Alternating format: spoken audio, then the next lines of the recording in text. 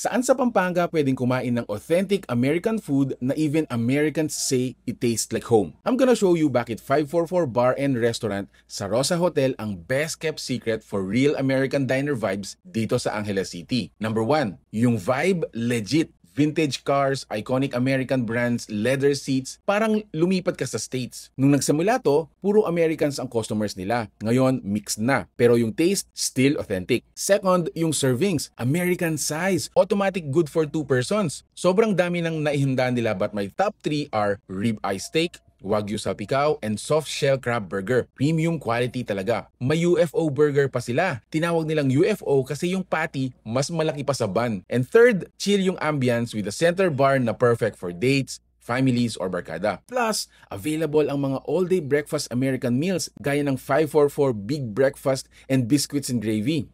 Na-try din namin ang kanilang sweet tea, draft beer, pizza, calzone, chicken wings, quesadillas, smash burgers, and American meatloaf. Lahat nandito. And here's the surprise. Sabi ng Americans themselves, it tastes like home. That's how authentic to. Located sila sa 544 Don Juico Avenue, Malabañas, Angeles City. Inside Rosa Hotel ha. Open sila from 7 a.m. up until 11:30 p.m. Monday to Sunday. Follow Wern Pampanga for more hidden gems. Comment 544 naman kung gusto nyong itry and see you there.